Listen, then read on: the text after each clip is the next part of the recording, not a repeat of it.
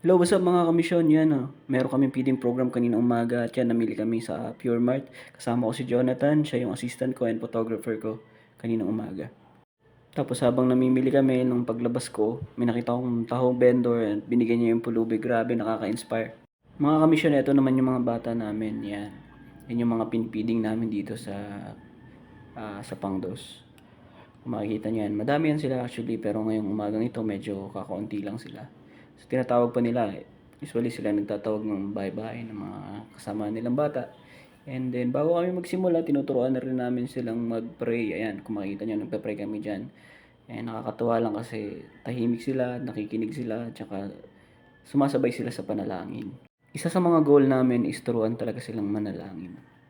Pagkatapos namin manalangin, nire-recap ko yung mga pinag-aralan namin last time. Nagtatanong ako sa kanila at kung makakasagot sila, meron silang prize sa akin. And pagkatapos namin magtanong, magkaroon ng Q&A, naglalaro kami ng iba't ibang laro. Sa ngayon, kasi nagmamadali lang kami, nagbato-topic lang kami. Pero may twist. Kapag natalo nila ako, binibigyan ko sila ng prize na 3 piraso ng candy. Ayan, kung makikita niya, binibigyan ko sila. Nakakatuwa lang kasi halos lahat sa kanila, muntikan na akong matalo. Naubos ko yung isang pack ng candy dyan. So, yeah, nakakatuwa lang. So, pagkatapos namin maglaro, nagtuturo na rin ako ng story sa Bible. And ang tema namin ngayong umagang ito is about pag-ibig kasi kakatapos lang ng February 14, Valentine's. Gusto kong linawin sa kanila kung ano ba talaga ang tunay na pag-ibig. Kasi marami sila nakikita sa society o sa society na nagbibigay sa kanila ng maling impresyon patungkol sa pag-ibig. Tinanong ko nga sila, ano yung pag-ibig? Sabi nila, jowa. Yung iba naman, regalo, yung bulaklak, and everything. So, kinlaro natin na ang pag-ibig ay ang Diyos. At matatagpuan lang ang tunay na pag-ibig sa Diyos. At kaya mo lang mahalin ang kapwa mo kapag meron kang Diyos sa buhay mo. And so, kinlaro natin yan ng maigi, no? Tinuro natin yung story patungkol sa Bible, about Jesus giving His life for us.